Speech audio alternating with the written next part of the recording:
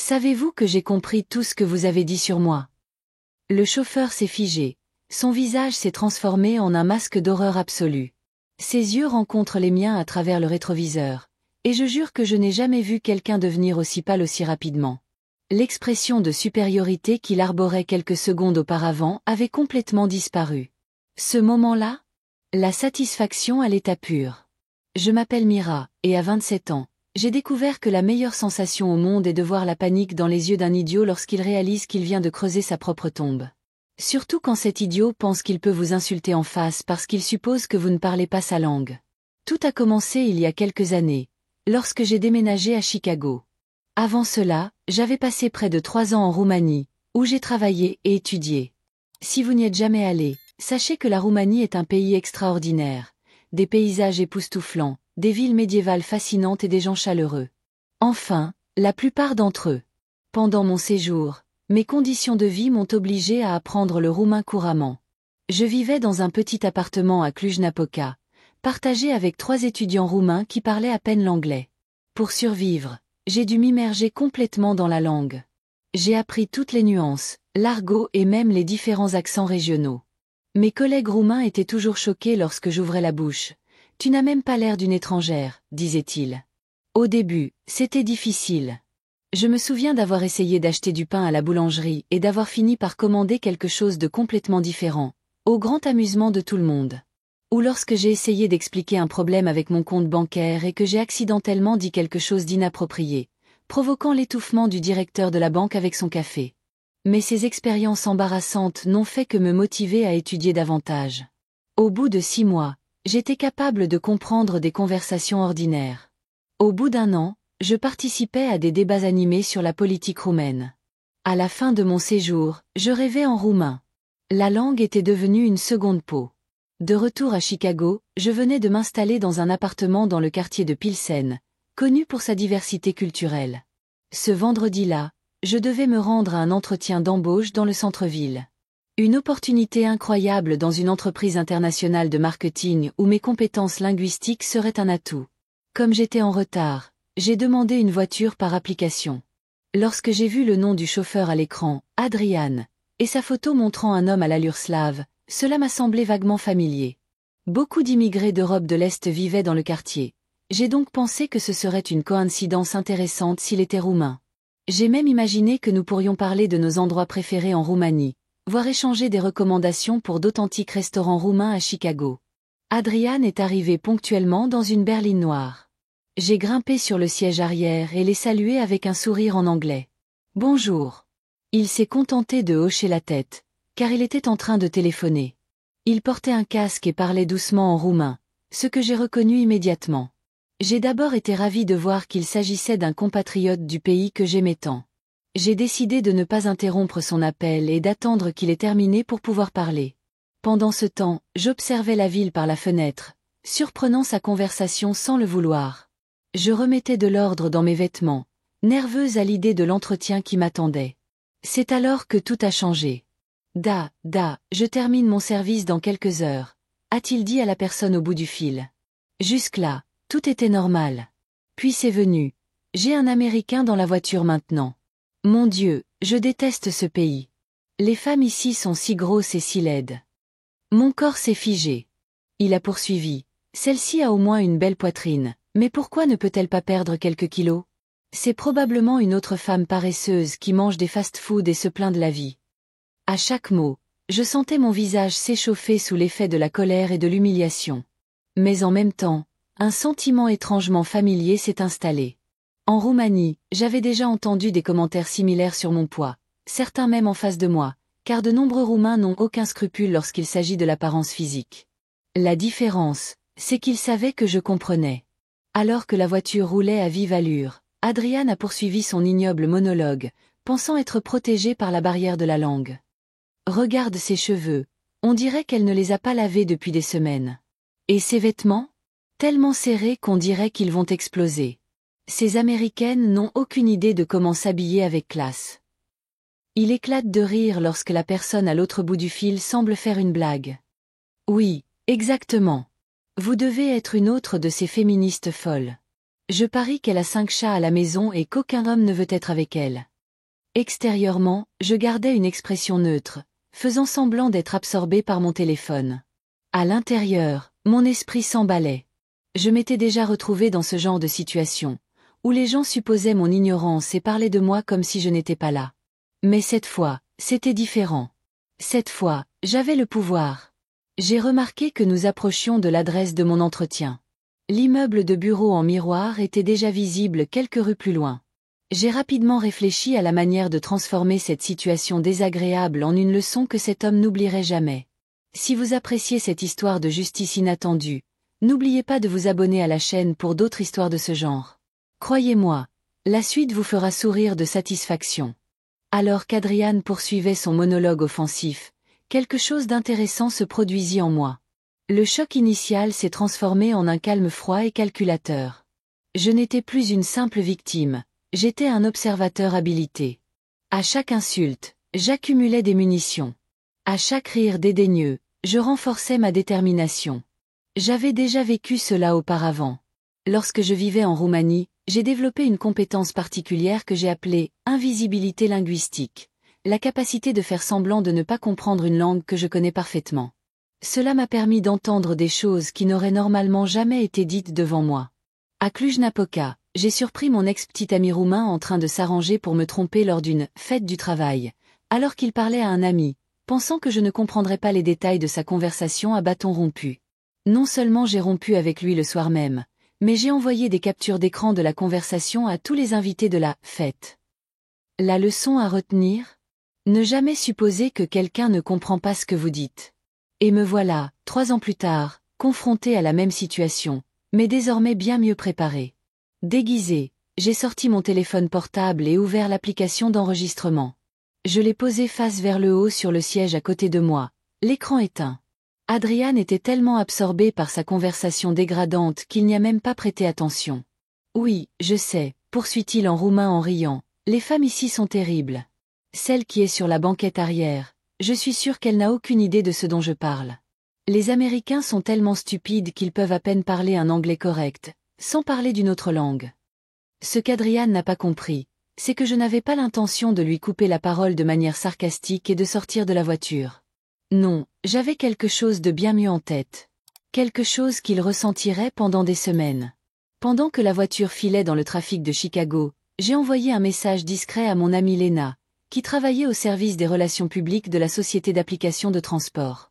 Nous nous étions rencontrés dans un groupe de réseautage pour les femmes dans le domaine de la technologie, et étions devenues des confidentes depuis. J'ai besoin de ton aide de toute urgence.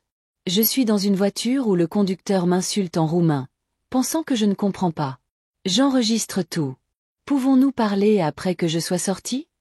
Lena répond instantanément. Bien sûr. Envoie-moi l'enregistrement et le numéro du trajet. Je vais tout préparer. Je déteste ce genre de comportement. Mon allié déjà en place, je continuais à faire semblant d'être absorbé par mon téléphone. De temps en temps, je jetais un coup d'œil par la fenêtre ou vérifiais l'itinéraire. Tout cela pour faire croire que je n'avais aucune idée de ce qui se passait. Adrian parle maintenant de ses autres passagers de la journée. Tout à l'heure, j'ai eu une vieille dame désagréable qui n'arrêtait pas de se plaindre que je roulais trop vite. Et un gros type qui a fait couler la voiture quand il est monté. Je déteste ce travail, mais au moins je peux m'épancher auprès de vous pendant que ces idiots restent assis là sans rien comprendre. L'heure de l'entretien approchait et le GPS indiquait que nous serions là dans 5 minutes.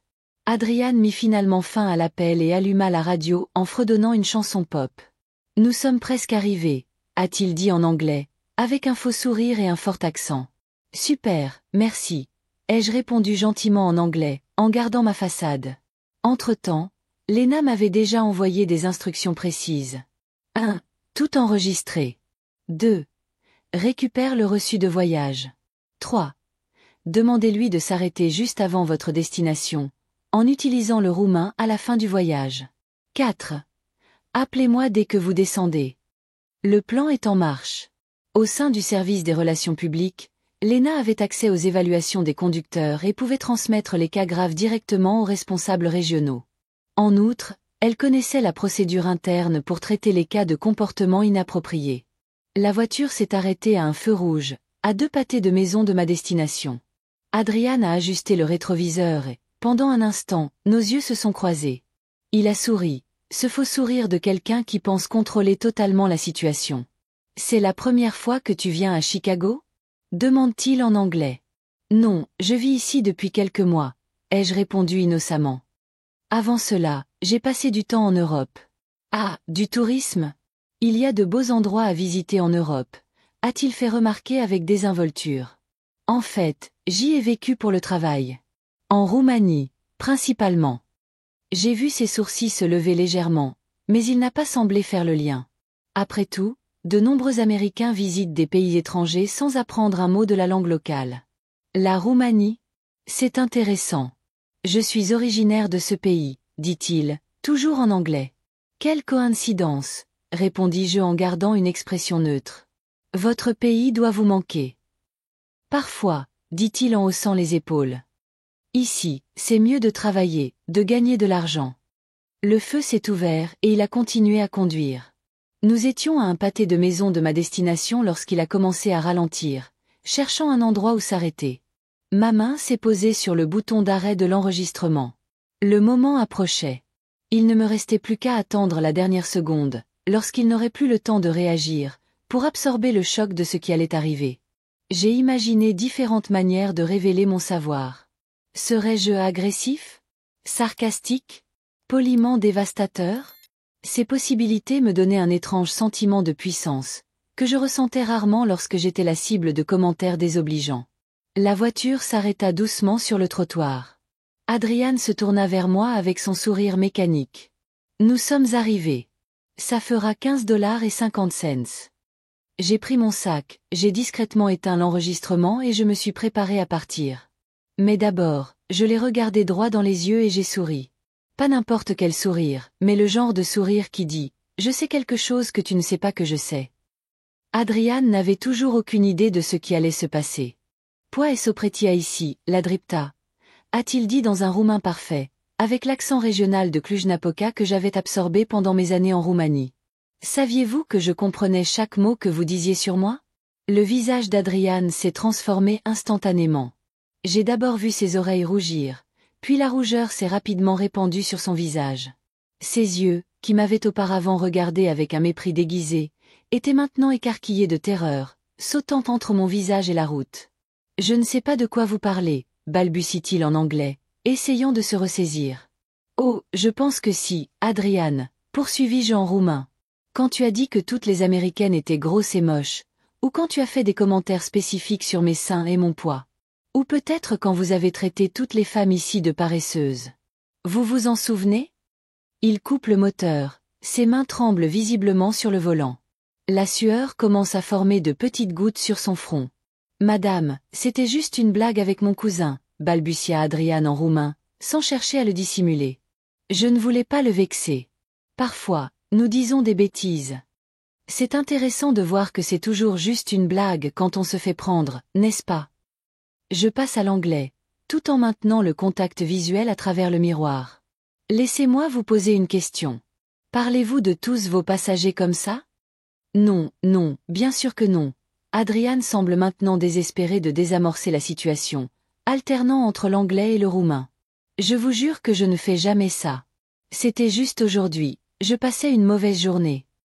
Je sors mon téléphone et lui montre l'écran. L'enregistrement durait plus de 15 minutes. Tu sais ce qui est intéressant, Adrian? En Roumanie, j'ai appris que beaucoup de gens pensent qu'ils peuvent dire n'importe quoi sur les étrangers quand ils pensent qu'ils ne sont pas compris. C'est une forme de lâcheté, vous ne trouvez pas? Insulter quelqu'un directement devant lui, en pensant être protégé. Son visage passe du rouge au blanc. S'il vous plaît, n'envoyez pas cela à l'entreprise. J'ai besoin de ce travail. J'ai une famille. La famille dont vous avez parlé pendant l'appel? Celle qui a ri de vos commentaires sur moi? Il baisse la tête. Le silence dans la voiture est assourdissant. Tu sais, poursuivis-je calmement, mon amie Lena travaille au service des relations publiques de l'entreprise. Elle attend mon appel. Elle a hâte d'entendre ce que j'ai à lui dire. S'il vous plaît, a-t-il murmuré. C'était une erreur stupide. J'ai pris mon sac et ouvert la portière de la voiture. Avant de sortir, je l'ai regardé une dernière fois.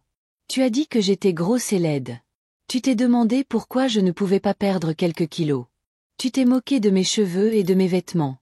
Vous avez fait d'horribles suppositions sur ma vie privée. Et tout cela alors que j'étais assise ici, en train de payer pour votre service. Adrian ne pouvait plus me regarder dans les yeux. Ses mains tremblaient toujours sur le volant. Tu es gros toi aussi, Adrian. Et tu n'es vraiment pas attirant, surtout quand tu montres ton vrai caractère. Je suis sortie de la voiture et j'ai fermé la portière à double tour. Dès que j'ai posé le pied sur le trottoir, j'ai pris mon téléphone et j'ai appelé Lena. Elle a répondu dès la première sonnerie. Comment c'était? Me demanda-t-elle avec anxiété. Parfait, répondis-je en m'éloignant de la voiture pour qu'Adrian n'entende pas. J'ai tout enregistré. Je vous l'envoie tout de suite. Je suis déjà prêt à le transmettre immédiatement. Nous avons une politique de tolérance zéro pour ce genre de comportement. J'ai envoyé l'enregistrement tout en me rendant à mon entretien. 10 minutes plus tard, j'ai reçu une notification m'informant que l'entreprise m'avait remboursé l'intégralité du prix de la course, ainsi que des excuses officielles pour le comportement inacceptable du chauffeur. Mais ce n'était que le début. Alors que je quittais l'entretien, qui, soit dit en passant, était excellent, j'ai reçu un autre message de Lena. Vous n'allez pas le croire. Ce type avait déjà 3 plaintes similaires dans le système, mais personne n'a pu prouver quoi que ce soit. Votre dossier nous a finalement apporté la preuve dont nous avions besoin. Il vient d'être définitivement retiré de la plateforme. De plus, cela circule en interne car nous renforçons la formation à la diversité en utilisant votre cas comme exemple, sans vous nommer, bien sûr. Le soir même, j'ai reçu un courriel du PDG régional de l'entreprise, qui s'excusait personnellement pour ce qui s'était passé et offrait 1 an de crédit gratuit en guise de compensation. Il m'a également informé qu'il renforçait les contrôles des antécédents et qu'il mettait en place un nouveau système de signalement des comportements similaires.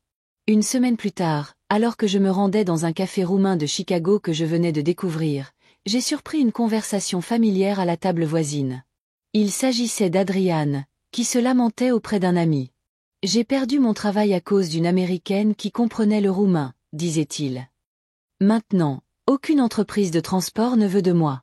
Je suis sur la liste noire. »« Mais qu'as-tu dit exactement ?» demande son ami. « Rien de grave, » dit Adrian en haussant les épaules, toujours incapable de prendre ses responsabilités.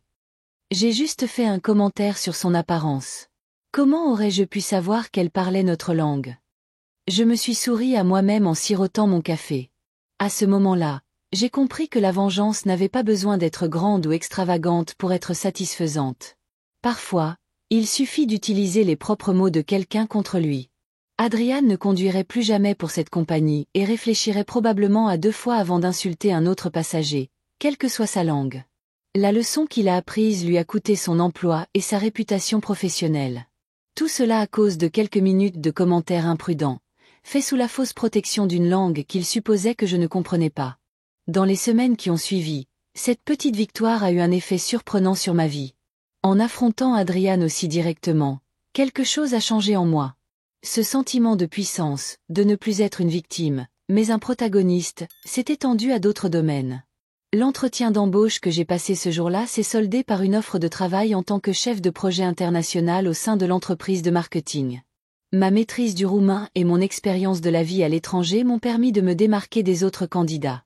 Au cours de l'entretien, j'ai raconté à Adrian une version modifiée de l'incident afin d'illustrer ma capacité à gérer des situations difficiles tout en restant calme et posé. « Vous avez démontré exactement le type de présence d'esprit que nous recherchons », a déclaré Marcus, le directeur qui m'a fait passer l'entretien. Quelqu'un qui sait transformer les défis en opportunités. Lena et moi sommes devenus des amis proches. Elle m'a dit que mon cas avait eu un impact considérable sur l'entreprise de transport. Le PDG avait ordonné une révision complète des procédures de recrutement et de formation, en mettant l'accent sur la sensibilité culturelle et le respect des passagers.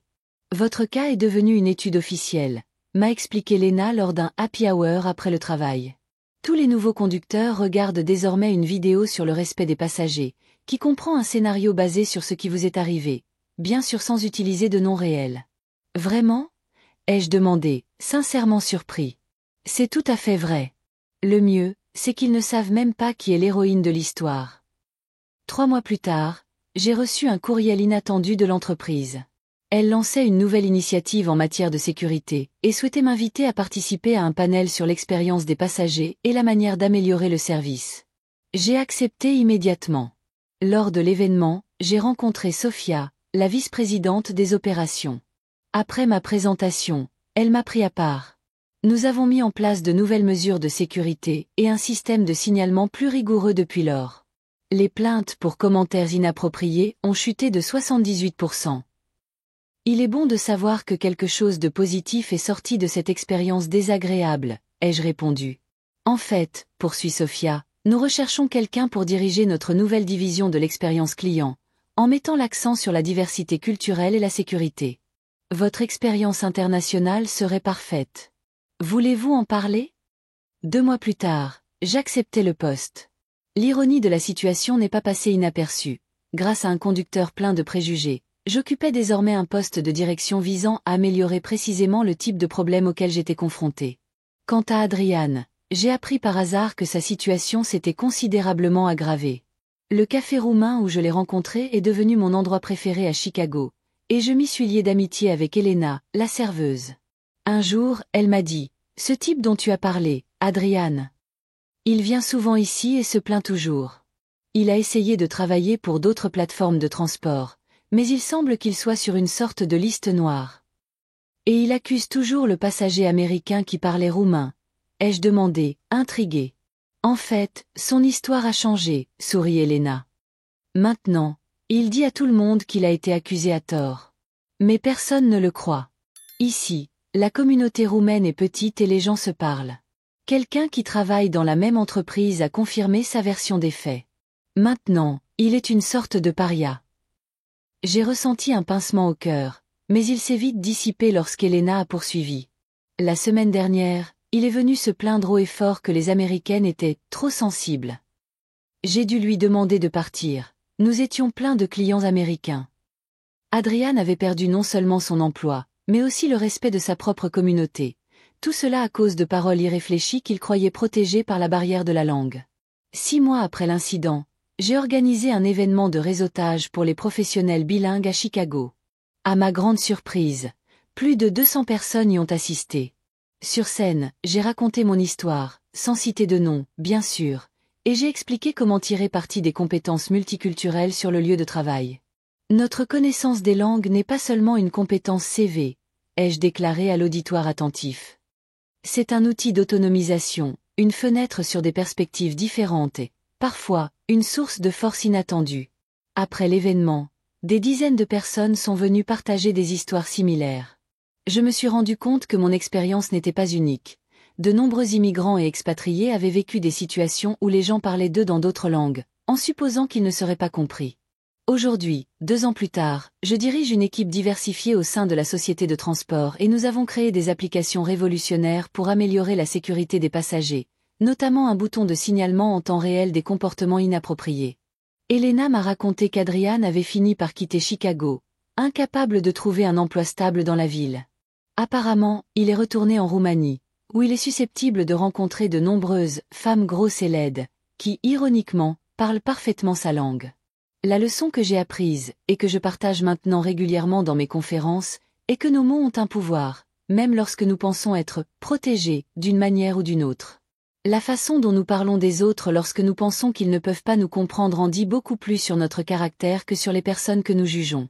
Cet incident m'a appris que la véritable vengeance ne consiste pas à rendre le mal par le mal, mais à utiliser l'expérience négative comme tremplin pour quelque chose de positif. Adrian a perdu son emploi et sa réputation. Moi, j'ai gagné une carrière prometteuse, de nouvelles amitiés et une plateforme pour promouvoir un changement significatif. Lorsque je suis tenté de juger quelqu'un sur la base des apparences, je me souviens d'Adrian et du prix élevé qu'il a payé pour quelques instants de satisfaction mesquine. Je préfère être la personne qui élève les autres, et non celle qui les diminue lorsqu'elle pense pouvoir s'en tirer à bon compte. Lorsque quelqu'un me demande quel est le secret de ma réussite professionnelle, je réponds en souriant, j'ai appris le roumain. L'histoire complète est pour une autre fois. Et si cette histoire vous a appris quelque chose ou vous a fait sourire, n'oubliez pas de vous abonner à la chaîne pour d'autres histoires de justice poétique comme celle-ci. Après tout, nous ne savons jamais quand nos propres expériences peuvent inspirer d'autres personnes à transformer des moments difficiles en opportunités de croissance et de changement positif.